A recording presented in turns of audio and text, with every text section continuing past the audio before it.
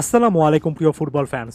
Champions লিগের আরও একটা হাই ভোল্টেজ ক্রুশাল একটা ম্যাচ সেমিফাইনালের ফার্স্ট লেগে বায়ার্নের মাঠে রিয়াল মাদ্রিদ মুখোমুখি হচ্ছে।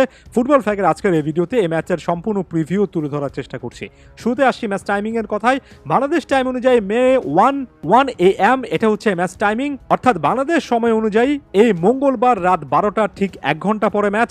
ভেন্যুটা আরও একবার বলছি, অ্যালিয়ান্স অ্যারেনা, অর্থাৎ বায়ার্নের মাঠে রিয়াল মাদ্রিদ খেলতে যাবে।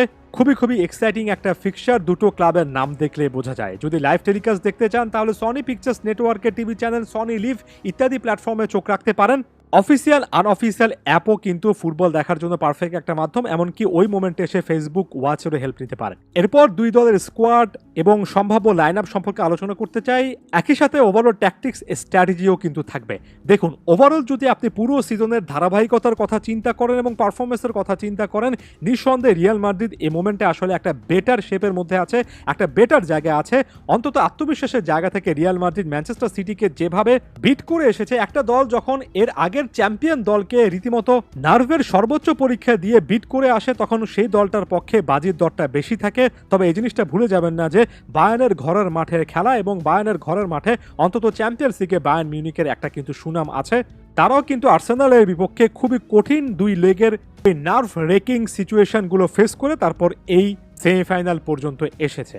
বায়ার্নের স্টার্টিং লাইনআপে গোলকিপার হিসেবে ম্যানুয়েল নয়ার, এর আগের ম্যাচে গোল পাওয়া জোশুয়া কিমিক, মাটিয়াস ডিলিট সহ আরও অনেকে রয়েছেন। মিডফিল্ডে গোরেৎসকা, সানে, মুসিয়ালে, ফাইনাল থার্ডে হ্যারি কেন, সব মিলে ব্যালেন্স একটা দল বলে আপনার মনে হবে। এর পাশাপাশি বেঞ্চ থেকে স্টার্ট করলেও থমাস মুলারের মতো অভিজ্ঞ প্লেয়ারের সার্ভিসটুকু পাওয়া যাবে। অন্যদিকে রিয়াল মাদ্রিদের কথা যদি চিন্তা করেন, গোলকিপার হিসেবে লুনিন ভালো একটা ফর্মে আছেন। রুডিগার তো তার ক্লাব ইতিহাসেরই অন্যতম সেরা একটা ধারাবাহিকতা দেখাচ্ছেন। এর পাশাপাশি চুয়েমেনি হয়তোবা সেন্টার ব্যাক হিসেবে এই ম্যাচও স্টার্ট করতে পারেন। লুকাস ভাস্কেস কিংবা মেন্ডি চ্যাম্পিয়ন্স লিগের বড় ম্যাচের চাপ নিতে পারেন। মিডফিল্ডে বেলিংহামের বড় রকমের আরও একটা পরীক্ষা, বেলিংহাম ভার্সেস মুসিয়ালা।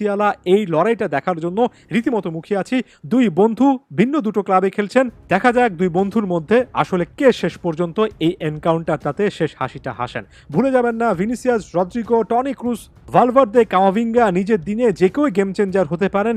রিয়াল মাদ্রিদে কিন্তু বড় ম্যাচে ভালো করতে পারেন, বিশেষ করে চ্যাম্পিয়ন্স লিগের স্টেজে এমন টাইপের প্লেয়ার আছেন। লুকা মডরিচের মতো প্লেয়ারও কিন্তু অভিজ্ঞতার দিক থেকে পরবর্তীতে এসে সাপোর্ট করতে পারেন। অল ইন অল দুটো দলের স্কোয়াডটা আমার কাছে ব্যালেন্স মনে হয়। তবে রিয়াল মাদ্রিদ এই এনকাউন্টারটাতে একটু এগিয়ে থাকবে, সামান্য হলে এগিয়ে থাকবে, এই জিনিসটাই মনে হচ্ছে। ওভারঅল স্ট্র্যাটেজির জায়গা থেকে একটা জিনিস এর আগে আলোচনা করেছি, ব্যাপারটা আমার কাছে মনে হয় না যে এমন হচ্ছে যে বায়ার্নের পায়ে অনেকক্ষণ বল থাকবে এবং রিয়াল মাদ্রিদ অনেকটা দাঁতে দাঁত চেপে ডিফেন্ড করবে প্রতিপক্ষের মাঠে, যেমনটা তারা ম্যান সিটির বিপক্ষে সর্বশেষ ম্যাচে করেছে। বায়ার্নও বরং একেবারে কঠিন মুভমেন্টে এতটা লো লাইন ডিফেন্সিভ ডিসপ্লে দিতে পারে। বায়ার্নের ডিফেন্সটাও কিন্তু প্রতিপক্ষের আক্রমণ সামলে পরবর্তীতে আস্তে আস্তে মিডফিল্ড এবং ফরওয়ার্ড লাইন আপ কাজে লাগিয়ে মুসিয়ালার সঙ্গে হ্যারি কেনের কানেকশনটা ইউজ করে দ্রুত কাউন্টার অ্যাটাকে উঠতে পারে। সো রিয়াল মাদ্রিদের কোচ কার্লো আনচেলত্তিকে হয়তোবা ভিন্ন একটা ট্যাকটিক্স এখানে অ্যাপ্লাই করতে হবে। তবে বায়ার্নের জন্য অ্যাডেড প্রেশার টমাস টুখেলের জন্য এটাই থাকবে যে পরবর্তী লেগটা রিয়াল মাদ্রিদের মাঠে হচ্ছে, এবং রিয়াল মাদ্রিদের মাঠে ওই মোমেন্টগুলোতে রিয়াল মাদ্রিদ অনেক বেশি করে ভয়ঙ্কর। আমি সকল মোমেন্টে বলছি না, যখন আসলে রিয়াল মাদ্রিদ ফার্স্ট লেগটা প্রতিপক্ষের মাঠে ভালোভাবে শেষ করে আসে, তখন সান্তিয়াগো বার্নাবুর অ্যাটমসফিয়ারটা অন্যরকমের হয়। এই জিনিসটা বায়ার্নের খেয়াল রাখতে হবে, এবং বায়ার্নের জন্য স্ট্রেট একটা জয় পাওয়ার ম্যাচ এটা হতে পারে। রিয়াল মাদ্রিদের জন্য প্রতিপক্ষের মাঠে ড্র হলেও চলবে, এমন টাইপের একটা মানসিকতা যদি দেখি, সেখানে খুব একটা বেশি অবাক হব না। দুটো দলের হেড টু হেড রেজাল্ট সম্পর্কে অনেক আলোচনা করা যায়, তবে সর্বশেষ ম্যাচ অনেক আগে হয়েছে, প্রায় 6 বছর বা এর কাছাকাছি সময়ে, তাই আলোচনা আর করছি না। ওই সময় ক্রিস্টিয়ানো রোনালদোর একটা ফ্যাক্টর ছিল বায়ার্ন বনাম রিয়াল মাদ্রিদের এনকাউন্টারে, সেটাও এখন ভ্যালিড নয়। আমার কাছে মনে হয় একেবারে ওপেন এন্ড টু এন্ড একটা গেম হওয়ার সুযোগ আছে, কোনোভাবে মিস করা যাবে না এমন টাইপের একটা ম্যাচ।